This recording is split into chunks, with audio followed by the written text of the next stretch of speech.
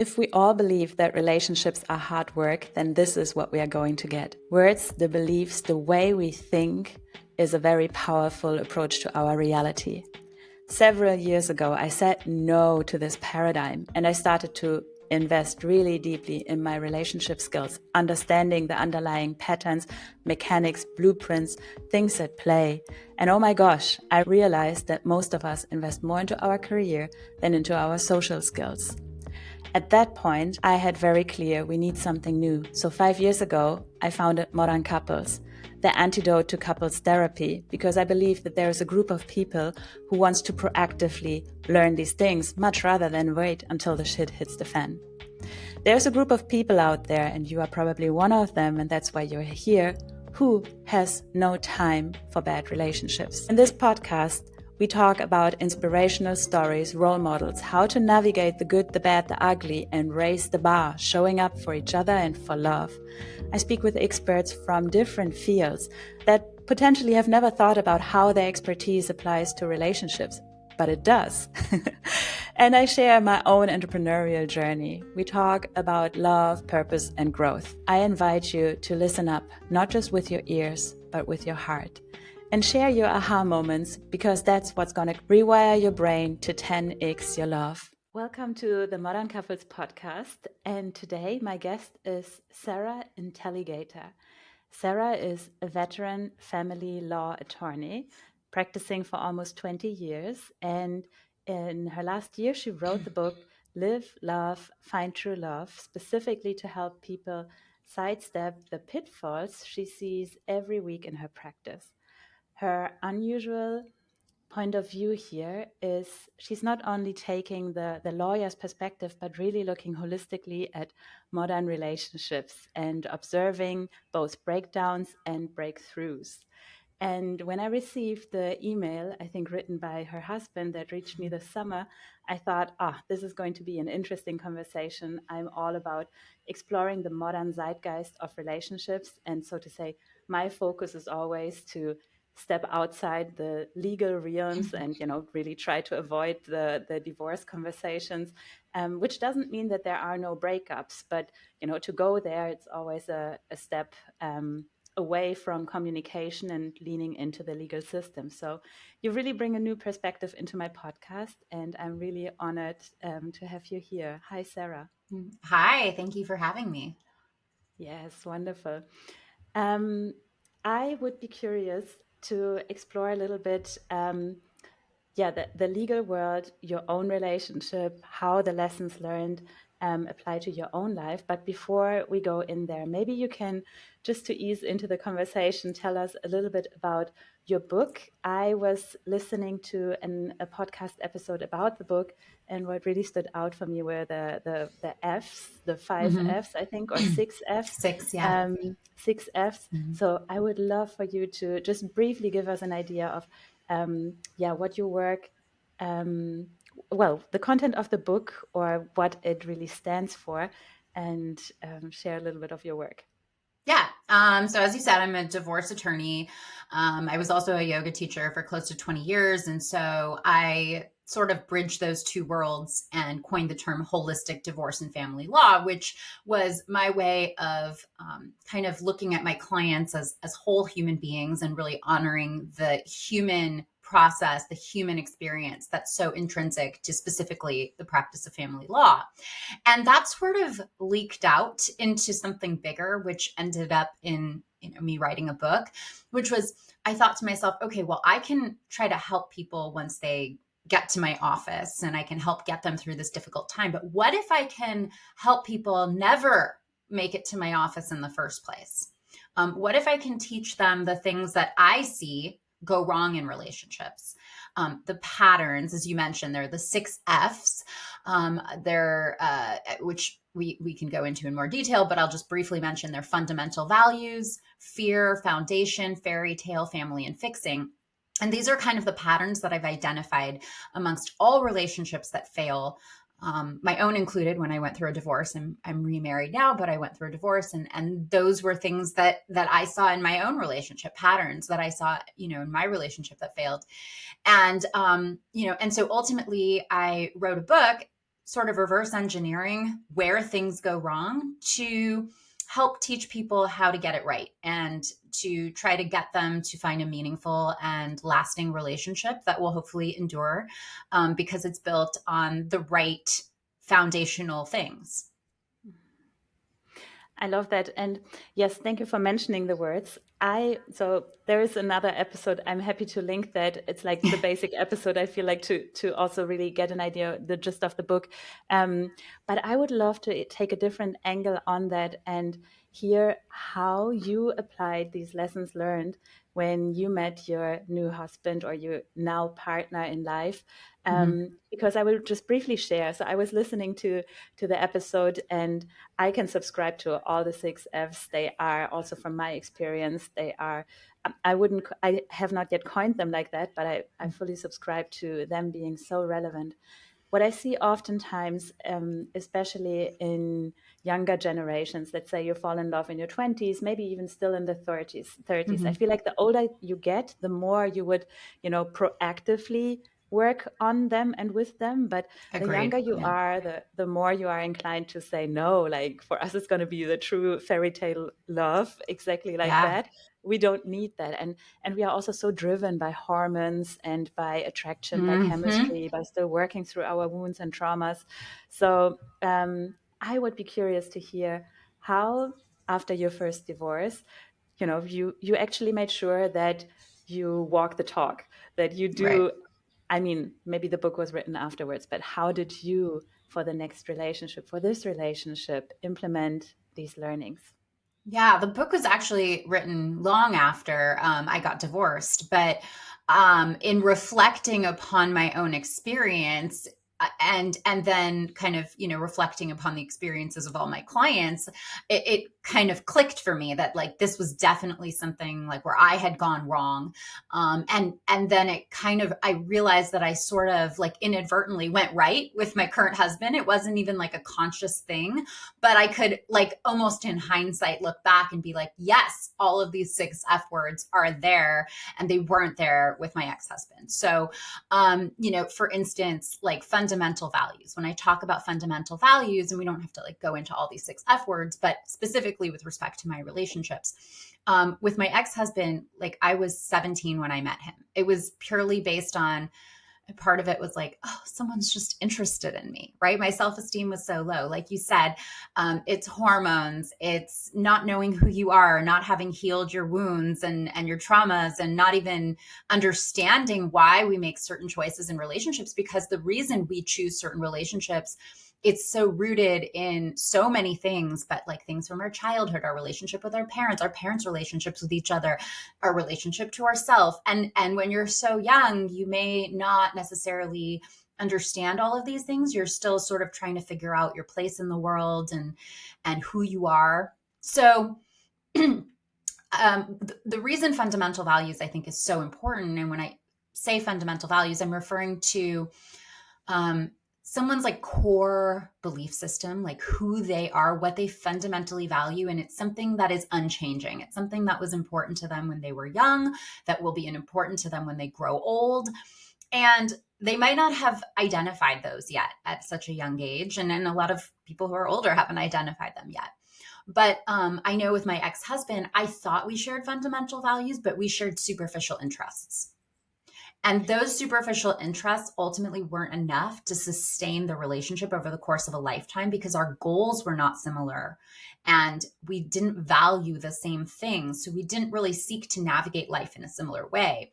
Whereas my current husband, we are very aligned in our values, like our morals, our what we value, how we choose to raise our children. It's very aligned, and that creates a very harmonious relationship as opposed to a dissonant one. But I see a lot of people having a lot of problems because they don't necessarily agree on these fundamental values. And so when they have children, they seek to raise them in a very different way, and that creates problems. So that is just like one of the biggest ones. Foundation is another one for me that was really big, was foundation. I kind of break it down in the book into 5 categories. So I liken a foundation of a relationship to the foundation of a house, right? A foundation of a house is supported by beams, and a foundation of a relationship is supported by pillars: respect, communication, teamwork, honesty, and trust. And I feel like, with my ex-husband, who's a wonderful person, by the way, I have nothing negative to say about him. We were just wrong for each other, but he's a lovely, wonderful human being. Our communication wasn't necessarily good. We didn't, when I look back on it, it was just kind of an immature communication. We weren't a team. There was no teamwork. I do think that we respected one another, and we did trust one another, and we were largely honest with one another, although I think he was sort of being dishonest with himself, because he sort of resented me in many ways for he thought I was trying to make him be something he wasn't. But I wasn't trying to make him be. I thought he was those things, but he was pretending to be those because he thought he needed to be those in order to be with me. So I think there's something there to be said about honesty. And then, of course, fast forward to my current husband, like all of these pillars are really strong. And, I think they need to be strong for you to enter into a meaningful relationship with somebody. But I think that over the course of a relationship, you can also knock down these pillars. So I think you need to continuously work on them. Whereas the other 5 F words, they sort of need to be there in order for a relationship to move forward. But foundation is kind of one of those moving targets. It's always important. Mm-hmm. Thank you for giving us an idea. And from what I understand, it's while we can talk about these concepts, have the two of you sat down like early on in your relationship to actually talk about values, or talk about because as I hear these things, my love language is communication. I'm all about words, concepts, structures. It's like that's just how I thrive. So for me, it's very natural to actually sit down and express these things and talk to people about this. But I still remember, like 10 years ago, being in the leadership coaching world, value work was still a new thing, and teams were always like, oh, now here she is with her value workshop, and now we're working on values, right? It's like it's almost like people generally don't necessarily work with values, not in the business setting, and if not in the business setting, then for sure not in their private life. And it's almost like you need to once crush and experience that, or go into the world, or start your own business. There are like certain experiences that bring you closer to values and to really claiming them and to stand up for them. And I wonder, how can we support our audience listening here to actually do the work proactively? It's my biggest problem in the relationship coaching world, to reach people proactively and say, look, I'm so excited about learning and teaching you all these things even before you have a problem. Yeah. What have you experienced, how to bring these concepts to people before they actually have the problem? And have you seen singles or couples, really work with this? How do they work with that before they even decide to get married, so to say? Yeah. So I never sat down and had a conversation with any of these things about my husband, or with my husband, before we decided to get married. It was one of those kind of fact-finding missions that, as I was dating him, I was trying to ascertain whether he and I shared fundamental values, and whether all these 6 F words were there. So in the book, there's several exercises that I give to people, that I share with people, so that they can first identify their own fundamental values. Because you don't know whether your partner shares fundamental values with you unless you yourself first know what your own fundamental values are. If you don't know, then you're just kind of blindly going through the dating process and relying on attraction alone, and that's not enough. So I kind of get people to sort of first identify their own fundamental values. Then once they've done that, there's another exercise in the book where I have people write down, 5 fundamental values. There could be more, but like identify the core ones, the ones that are most important to you. And I have them write down 3 questions that they could ask a potential date about each fundamental value. Not because you're going to walk into your date with a clipboard and a list of questions that you're going to ask. Although I do liken dating to a job interview, but I mean it more in the sense of not that you're, coming into it and asking this exhaustive list of questions and it's very dry and devoid of flirtation. No, it should be flirty. It should be fun. But if you've written down the questions, you now know what you need to ask. You don't have to think of it on the spot. So if somehow it comes up and you can organically weave a question into the conversation because something that your date has said or something you have said sort of triggers one of your fundamental values, then that's the opportunity to start to figure it out. It's a job interview. You have to determine whether this person is the right candidate for the position. And so it might take a couple of dates. It might take many dates. It might take a month or two, right? And the goal is, if it's not right, to end it as quickly as possible, because if it's not right and you drag it out, then you're going to get more emotionally invested. You're not going to want to break up with this person. You're going to feel stuck. You're going to feel like you don't want to go back out into the dating world, or maybe you won't find someone better, which is fear, the F word, fear. But it's harder to end something the longer it goes on. So the goal is to sort of figure out what you need to figure out right away. And it's not like you're going to know whether you want to marry someone like 1 or 2 dates in. But if, for instance, and this is an example I like to use because it's so obvious, right? Let's say somebody is like a devout Catholic. They go to church every Sunday. They grew up Catholic. They want to have children and raise their children Catholic, do the whole baptism, do everything, right? And that's important. It's important that their partner is also Catholic, not just respects Catholicism, but is Muslim, like somebody who is devoutly also Catholic and values the same beliefs, okay, and traditions. So they go on their first date with this person, and maybe the person's Catholic, but maybe the person is just was raised Catholic, but is actually agnostic and hates religion. Okay, so they know that they're Catholic, but that doesn't mean anything. So now, you're having a great time, you're drinking a glass of wine, and the person says something like, man, I love, in America, we have football, right? And football's on Sundays. So you say, is that your thing? Do you watch football on Sundays? Every Sunday. You will find me in the bar every Sunday watching every single football game. And you say, oh, cool, because I know you're Catholic. Do you ever go to church? And, oh, no, I think, religion is stupid, whatever, right? You don't go on the second date with that person, no matter how attractive, no matter how great the conversation is. That's not the right person for you. Your fundamental values are not aligned. So, but people will overlook that, or they simply won't ask the question right off the bat and wait a really long time to find it out.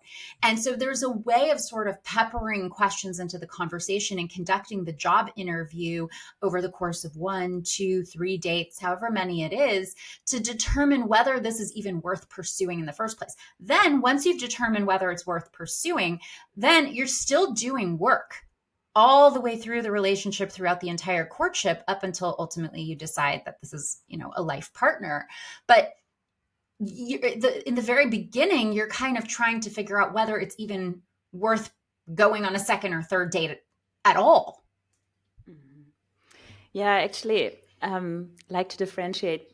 There is so much talk about dating, and dating apps and all of that. But actually what's happening is just the getting to know, and to really separate the one from the other helps to mentally, get out of the flirty mode. Because it's amazing to be flirty and to feel the chemistry and all of that. But actually in a world where, let's say, I oftentimes from my clients here, trust is a scarcity nowadays, right? You don't know if this person is secretly watching porn every evening, or if this person has an OnlyFans account that she's feeding. It's from both sides. Yeah. You don't know in the beginning.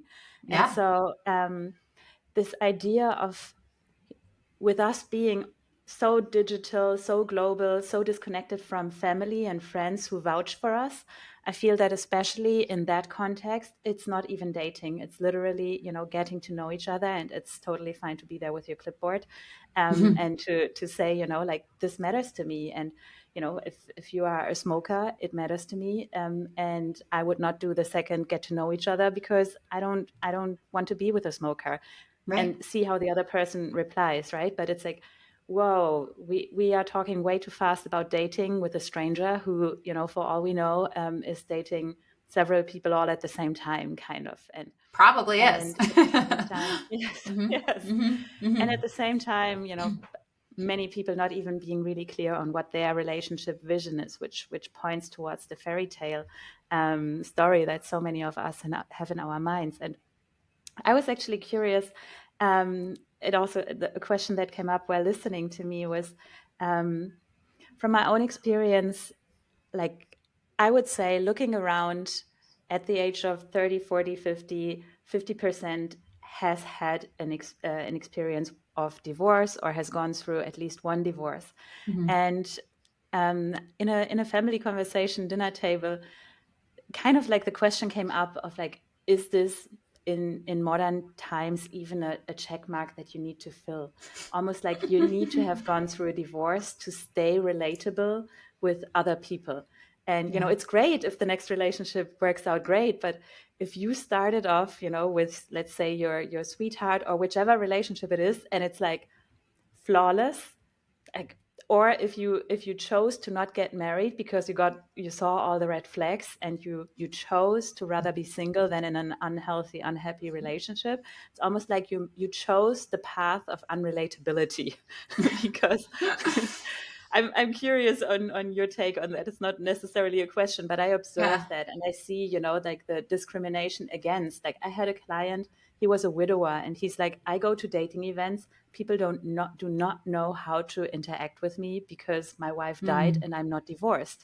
And it's like, You wow. know what? You know what he should just say? He should say, "Well, if she didn't die, we probably would have gotten divorced." No, I'm kidding. Then he'll be relatable. Make No, I'm yourself kidding. relatable. Yeah, Yeah. I'm kidding. Of course. That's difficult. It's interesting because I think it just sort of depends on what circles you run in, and I think that the answer to that question is sort of lengthy because it sort of depends on so many things. Like nowadays, I feel like people are actually abstaining from getting married. Like the Gen Z, like younger millennials, they tend to just say like, well, no, they reject the institution of marriage altogether, right? So, and that's like statistically true. So I think that is sort of kind of interesting. I think that when you're talking about 30s, 40s, and 50s, things like that, obviously the divorce rates, I don't know where you are, what the divorce rates are, but in the United States, which I would venture to say are probably among the highest in the world, the average divorce rate is 50%. It's 40% for first time marriages, 60% for second time marriages, and 70% for third time marriages, like something like that. That might be 62 or 73 or something, but like thereabouts. So the average is 50%. So, half of marriages end in divorce. It is a club. It is, and I always make the joke that, everyone's entitled to their starter marriage. I think we're going to see that change as people, in the younger generation say, no, thank you to marriage in general. But yeah, the rates are high and it is a club. And I do feel, I don't necessarily feel like, you're a pariah if you haven't gotten divorced or you've had a successful relationship, or that there's some sort of stigma around that versus divorce. I think that there's certainly less of a stigma around divorce than there used to be, and that perhaps is the reason more people feel inclined to get divorced. But I think it's a really complicated question because it's like, back in the day, people stayed married, but that was because they were marrying people within their communities, and within their community, they shared fundamental values. And when you got married, there wasn't the option of divorce, which is good in some ways and it's bad in some ways, because then the rates of domestic violence were way higher, and women couldn't get out of a relationship even if there was domestic violence, or there was, her husband was philandering because that was acceptable in the 1950s. Men would go out, they would earn the money, and so they had the right to then go and cheat on their wives. So, it's not necessarily good, but then they also married for life. It was just more of a value system. Now I think people are a lot more scattered in the world. So somebody from,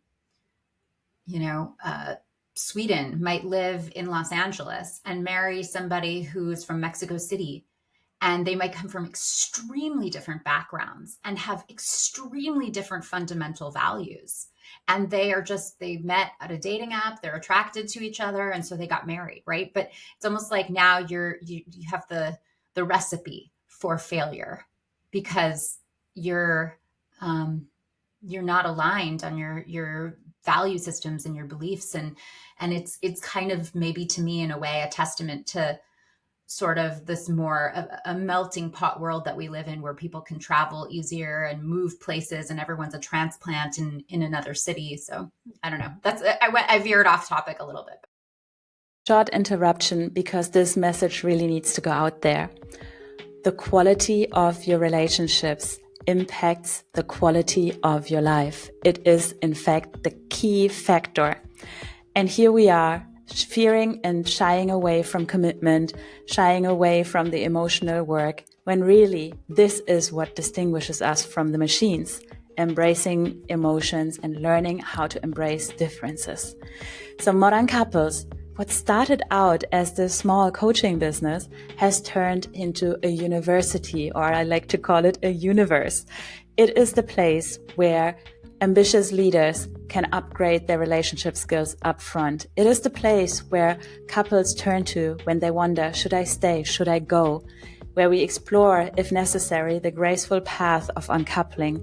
And it is also the place where we newly introduce bespoke matchmaking for ambitious individuals. If you are interested in any of that, because really every phase of life is an opportunity to grow your relationship skills, check out modern-couples.com. Once a month, there's a free masterclass where you can meet me, where we can connect, as well as if you like more the one-on-one approach, there is a limited amount of free discovery calls. See that you can get hold of one of them, and I hope we get to connect. I look forward to elevating your relationship. No, but you are pointing your finger on something like, so Modern Couples stands for exploring the modern zeitgeist. And all too often we are still, picturing like the Disney movie in our mind, because the stories don't change.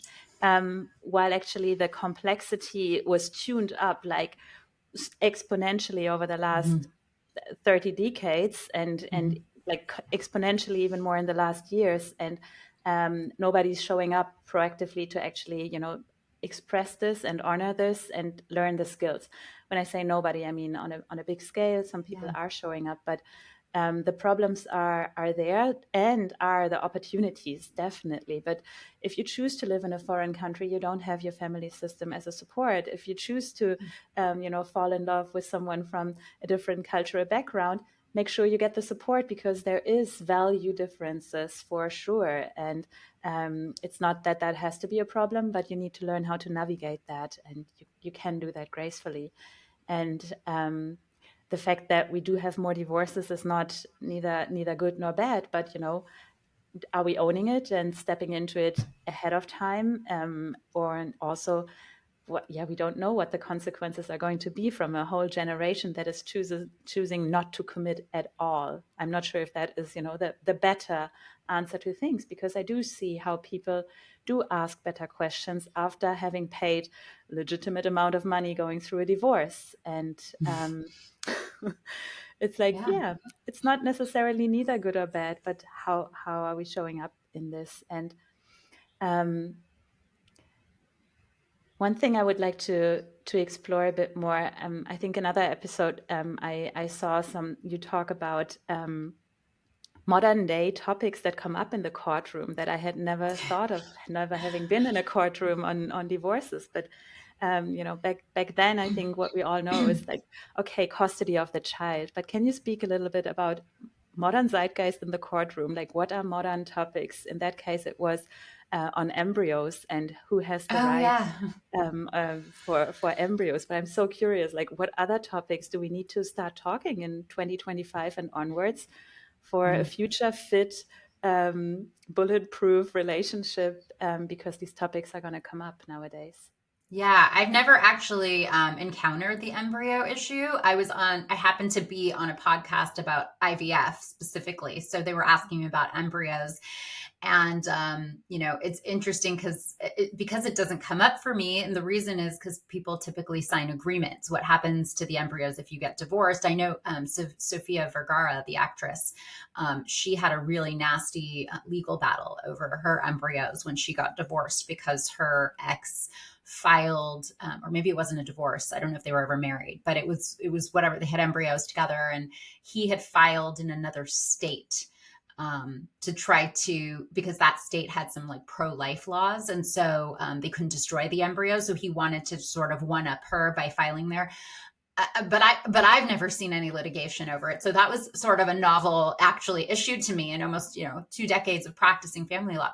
But the common topics that we see in family law, if people have children, which most people do, and they're getting divorced, because I think that children don't end marriages. Children end bad or wrong marriages, because you can maybe not share fundamental values and have a great old time traveling to Europe and gallivanting around the world and going out every night and doing all that when you don't have children. But once you have children, reality sets in. They're going to shine a very inescapable spotlight on your fundamental values and whether they're different or not, whether you want to raise your children similarly, what you value. There's a lot of stress and strain placed on the relationship. You're not maybe having as much time or energy for intimacy. So yeah, if you have children and you don't have a good marriage, children are going to break it. They are going to destroy it. And it's interesting because in the United States, the average length of time that couples wait before having their first child is 3 years. And then, many people go on to have a second child. And the average length of a marriage is 8 years in the United States. So to me, there's no coincidence there. People try to make, even if they just have one child, they're still, okay, we have a child, things are starting to be problematic. We're going to try to make it work. We want to stay together for the kids or kids. And then it doesn't. And ultimately they ended at 8 years. So I don't think that's a coincidence. I think, so the reason then is that child custody becomes such an issue in the courtroom is because if you agreed on everything and you wanted to raise your kids in the same way, then you wouldn't be getting a divorce. The reason you're getting a divorce is because you don't agree and you want to raise your kids very differently. You both love them just the same, but you show love in a very different way. And so what one parent sees as love, the other parent sees as, oh, you're going to you're killing our children, whatever it might be. Mm-hmm. So those make for really ugly battles, and the children then end up getting dragged through it. And that's very traumatic for children, not only, in the moment, but in the span of their lives. That's something that they carry with them into adulthood. It impacts the way that they see themselves and view themselves and their self-esteem and their self-worth, and also the way that they enter into relationships and, how they have relationships in the future. So child custody is a huge one. Obviously, there's dividing assets, spousal support, child support. These are all big issues, but child custody is probably one of the biggest ones. Mm-hmm. Mm-hmm.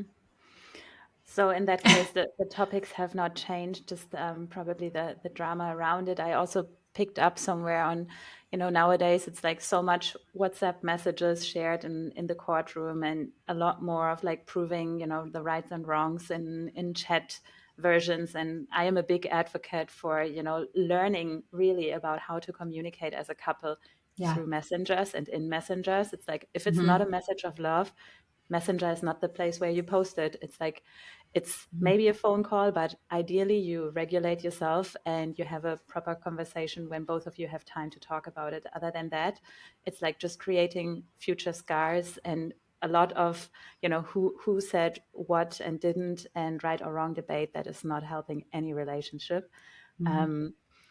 But yeah, these are things where I'm like, oh, what are the topics nowadays in Yeah. there? And how do you deal with finding out that your partner was feeding an OnlyFans account and you didn't know it? It's like, what are the Yeah. things nowadays? Like, what? Oh, there's so much. But at the same time, it's almost like back in the day when we didn't have the technology, like we didn't have the cell phone where you could see someone's call log. We didn't have the recently deleted folder of photos on our phone. We didn't have photos on our phone. We didn't have social media accounts where we could check inboxes and all these things. And now I feel like that information is just so accessible. It's so much easier to get caught. Whereas before, like if you were having an affair, you even if you paid for a hotel room on a credit card or something like that, like you could still get away with it because we had paper credit cards and you couldn't log into the account. And there weren't text messages and some sort of kind of weird, like back in the day, you see those old cliche movies, the husband comes home and he smells of a woman's perfume, or the wife notices some lipstick on his collar or something. That's how she found out, not like by searching through his phone, right? It's like now it's just so much easier. Well, it's harder to almost have an affair without being caught. And there are cameras and pictures everywhere. It's like the recent Coldplay situation where it was, which is really stupid, but they're at a Coldplay concert and they're arm in arm and they're having an affair, and it's broadcast on the cam. And then if that happened many, many, many years ago, before social media existed or the internet existed, it probably wouldn't have gotten broadcast, right? But then it goes viral. Everybody knows about it. The guy's wife finds out about it. I mean, it's like you can't hide nowadays because everyone's got a phone and everyone's always recording. Yeah, yeah. And it's interesting of like speaking about, we really need to work towards trust. And then on the other side, the pendulum shows, there is more, you need to be more cautious, careful. And then it's really a choice. Do you want to be more cautious and careful, or do you step up and raise the bar and, step in more into authenticity? And who do you want to Well, be? It's like, I think there's an answer to that, actually. I think that, when I talk about foundation and those pillars, the 5 pillars, and honesty and trust are part of that. And I think that trust is something that is earned through honesty. The more honest and open someone is with their communication and with things, the more they gain your trust. And trust isn't something that you should just give. It's something that's earned. it's definitely something that that is earned, and also that is built through experiences. Like when couple experience a crisis, there's always also the opportunity to really lean into this and to build this trust in a moment of crisis, right? Like how do we show up for each other? Yeah. And so yeah, I oftentimes hear, transparency and trust, but then it's just words, and they are not filled with success stories. But really, you need to fill them with stories. So that is what really builds the foundations. I'm curious, for you being surrounded by so many, divorce stories, what do you do to make sure that your private life, that your marriage stays healthy, grows, evolves? What are some practices for you at home to really make sure, like you are really making a vision or a dream come true in your relationship, depending on what it is? But can you share some healthy habits or some rituals? Just what Yeah. happens? Yeah. I think it's fairly easy when you have a partner who is on the same page with you. I think that sometimes I see people really trying very hard, and then it's not reciprocated. Their partner's not meeting them, and then they don't want to try anymore, and then it leads to resentment. So I'm very fortunate that I'm in a relationship where my partner kind of meets me in the middle and is equally interested in feeding and nurturing the relationship. So I think one thing is we communicate. We say everything to each other, and there's no fear that if we say something, it will be taken the wrong way or taken poorly. There's like complete trust in how we communicate with each other. If I don't like something, I say it. If he doesn't like something, he says it. Sometimes he explodes on me. Not in like an abusive or yelling sort of way, but like he'll be like, why are you and I'll be like, why are you yelling at me? Or like, I mean, he's not yelling. I shouldn't say that. But like, I'm just giving an example, right? He gets frustrated. He says, whatever. And I will say, back at him. And then we take it down, and then it's like back to normal. Like, we don't let that moment of frustration sort of derail the whole relationship. Neither one of us yells, really. I don't think that, so I think we have very respectful communication. I know that one thing that we both do is like, we'll randomly send each other text messages, and we've been married for 10 and a half years. We've been together for, I think, I want to say 12, 11 and a half, 12, something like that. We'll send each other text messages during the day. Like, I miss you. I love you. Just like little things like that, but they're so meaningful because like I'll just randomly be like working and be really annoyed or frustrated or stressed out, and I'll get that message and it will make me feel good, and I'll send it back to him, or I will send him a message like that. So that's just little gestures, just little things like, we have kids running around, young kids and boys who are very active, right? And so there's a lot of noise in our house. And I think that we always kind of view each other as teammates in that, as opposed to like enemies, or like we're in this together. Like, we're dealing with this noise and this craziness and this chaos together. We're like, it's us against them. And, so I'll be cooking dinner or something, and he'll just come over and give me a hug, or, he'll be doing something and I'll come over and just give him a kiss. It's just like little daily gestures to show that you still value the person, that you're still attracted to the person, that you still love the person, despite like all the chaos of real life. Yeah. I love this. I love the messages. Exactly as I said, send messages of love. They will always, spark a little bit of sprinkles in the other person's life.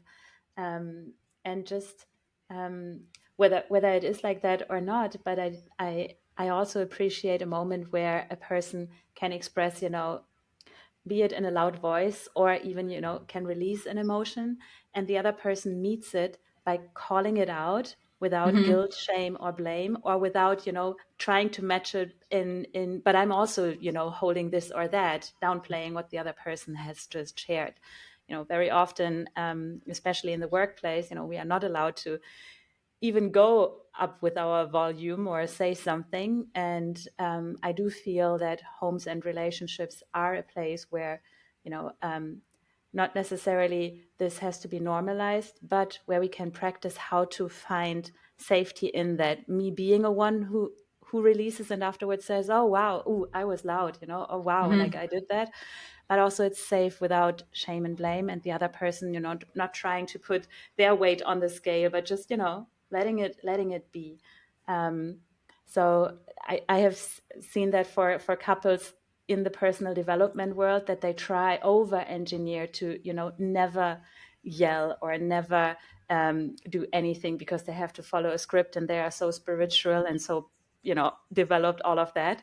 So I also really like moments when you can just be human in a safe way with one another. It's like, as long as you're like respectful, I think that's the main point. And if you are disrespectful, then just having the humility to take a step back and say, you know what, sorry, like I went a little overboard there. I shouldn't have said it that way or whatever. And like, that's okay too, right? Like, we're only human, but then just having that, instead of going with it and saying, well, you made me do that, and gaslighting the other person, right? Like, just saying, owning it, right? And taking responsibility and saying, well, I did mean what I said, because I was kind of frustrated with you because you did that to me and I didn't like it, but I shouldn't have said it in that way. And I'm so sorry. Like, that wasn't nice. That's fine. So maybe one last share. Again, talking about zeitgeist, I'm curious about your thoughts on this. In my podcast, I always try to, give it a new angle, and also for the guests that I invite, give them something new that they hopefully or usually haven't thought about beforehand yet. And I just love to create something new together. So maybe, this week, a big music album was released that is going viral. So even I caught myself listening to Taylor Swift. and I'm not a Swiftie at all. It's so interesting. I've like never listened to her albums, but this week it just I couldn't escape it. So I was listening to it, and obviously the algorithm picked up on it, and now I'm flooded with content like that. I'm so sorry. My condolences. But what it brought up is, the reels are picking up on her relationship with, I don't even know, you are in the football world. So, I'm Kelsey. not, but I think his name is Travis Kelce. Yeah. Mm-hmm. Exactly. Yeah. And so I was curious, to explore their love story. And one reel caught me because they were going through her past relationships and how the wounded feminine was in all these relationships, and she was holding the emotional burden or this or that, and now she is in this relationship with this super strong man that not only protects her and she can look up to and is like fully embracive, all of that, but also he was the one who initiated like the courtship. He was like full on microphone, I want you to have my number. I want to get to know you. I want to date you. And for me, what it brought up is something that I've been observing for the past years, where I feel like something is going really wrong in our society, which is, women are measuring their self-worth based on, whether or not a man will eventually marry her or, choose her. This idea of like the man choosing the woman and she being worthy of it, which is, what we Mm-hmm. see in many movies and in the cosmetics industry and all around. And I think it's like one of the root cause of all the problems, that we got something so completely wrong than the animal world. In the animal world, it's fairly clear, like the feminine, the mother of everything that's going to be born, like she doesn't have to do anything. He will do all the thing, the courtship, and she chooses, and Mm-hmm. then he will do anything he can to claim or to protect. And what I'm wondering about is, like, what I really love about this story is it's a rare story. I hardly ever hear such stories where the masculine really steps up and goes like full vulnerable. Like, I don't know if she's going to choose me or not, but I'm going to step up. And um, I'm very curious if that can spark like a shift in narrative, pushing masculinity back into I don't know, a better, healthier place, because more and more podcasts are picking up on the subject of men not knowing how to be a man, boys not knowing how to become a man, not stepping into manhood, not knowing what it is. And then you have this one good looking man that basically can choose from 50 women, whom to be with, and doesn't commit. It's kind of like, this is what I see. And so I have a little bit of hope, and I hope someone picks up on this new narrative whereby men, get more confident and step more into the protector role. This is just a share, but I would love if it brings up for you something. I'm again not into the music world, but Yeah. it just sparked my curiosity this week. Yeah, I'm not a Swiftie, and I'm actually I'm in the minority here, but I can't stand Taylor Swift, and I've never listened to one of her records. So I'm there with you. Maybe even more extreme. But I, this is okay. So I think it's a complex question, and also at the same time an extremely simple one. So we are hardwired, whether we like it or not. These are primal urges, right? Men and testosterone are programmed to hunt and to, bring home the hunt to feed the family.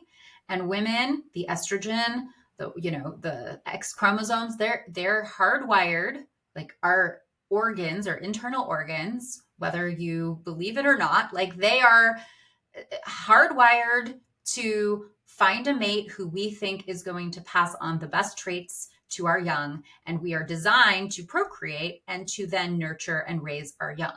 That these are just facts, scientific facts. Society can reject the masculine and the feminine all it wants, but these are our chromosomes, these are how we're built, these are our hormones, this is what we're made of. So to me, when we try to reject the masculine and the feminine in relationships, we are destining the relationship for failure. I think it is actually crucial, and we forgot. Now, and so when I say it's easy, I'm saying that's it. That's that. Like in my old relationship, my first marriage, Um, I know I stepped into the masculine so much because I just happen to be a more masculine person in terms of my career, in terms of, how I am. And that put my ex-husband into a feminine role. And that was not where he needed to be, And so for me, part of it was I needed to maybe at home step a little bit more consciously into the feminine role. And that's okay, to let him then step into the masculine role. And, there are women who are more masculine. There are men who are more feminine, but ultimately there's, in like Eastern philosophy, there's the yin and the yang, and they need to be harmonious and in balance. And where there's an imbalance, I mean, just like everything in nature is seeking equilibrium. So if there's an imbalance, things are going to move from a place of higher concentration to a place of lower concentration to try to create equilibrium, to try to create balance and harmony. If we're out of balance, things don't work. They are seeking balance and harmony. So I think it's simple. Yes, we need men to step into the masculine. We need women to step into the feminine. I think where it's a little bit more complex is that there are men who step too far into the masculine and women who step too far into the feminine. And then men become like abusers and, things like that. That's no good. That's out of balance too. And there are times where in our relationships, a woman might be more masculine and a man might be more, and we're talking about heterosexual relationships, but I think even in homosexual relationships, we see one partner who's a little bit more feminine and one who's a little bit more masculine. And so we're always kind of seeking one person in a relationship to have a more masculine role and one to have a more feminine role.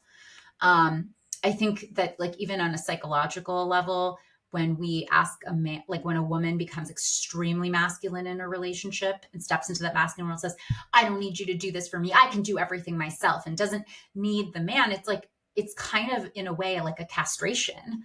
And it's sort of, not literal, but like a metaphoric. And that makes the man feel not valued, not needed, not useful.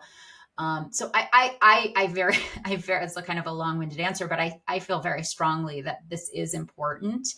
Again, whether you're in a heterosexual relationship, a homosexual relationship, that there is a masculine energy and a feminine energy, because that's just the way we're hardwired as humans, and we can reject it all we want in modern society, but ultimately it's who we are. And it's our biggest urges, our primal urges are to, procreate, to mate, right? Those are like things. And that's why we go on a date and we're like, oh, that person's so attractive, because we see those traits as desirable. We want to pass them on to our offspring, that physical attraction, right? So that's why and we don't understand that that's the reason we're being attracted, or that's the reason we want to have sex with someone, right? Because like, oh, they're so attractive. Well, that desire for sex isn't just about sex. It's about, in your brain and your primal urges, you want to have offspring with this attractive person.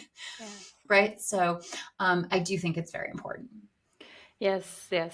And that's exactly why like this one story really captures me, because we hardly have any role models for like 10x kind of love. We hardly have any role models for, really successful relationships, also, making a dent in this world where it's like power couples, but really like the masculine and the feminine, like both really living or stepping into that power together.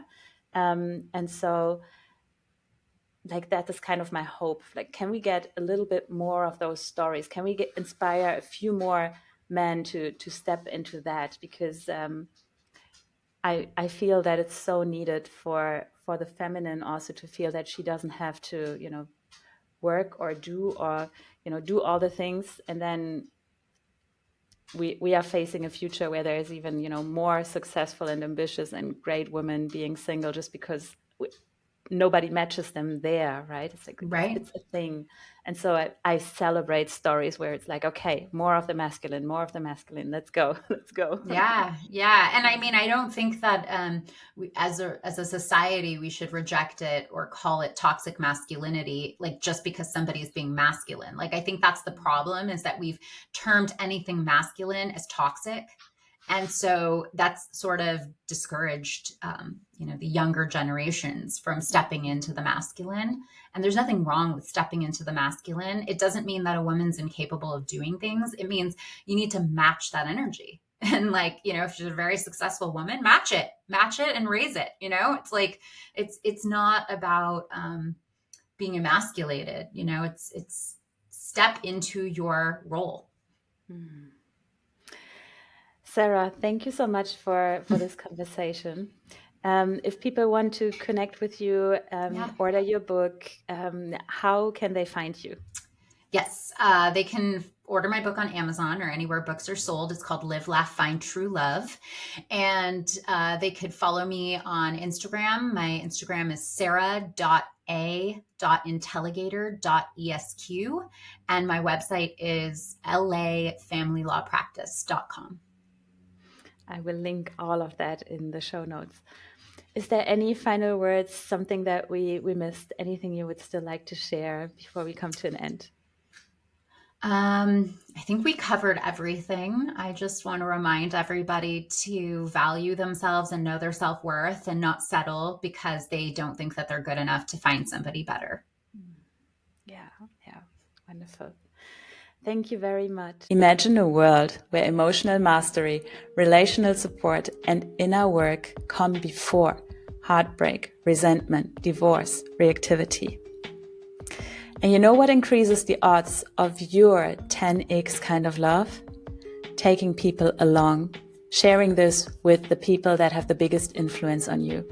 If you like this podcast, please subscribe to my channel and share it with 1 or the 5 people that have the biggest influence on you and that deserve the 10x kind of love. Let's raise the bar stronger together.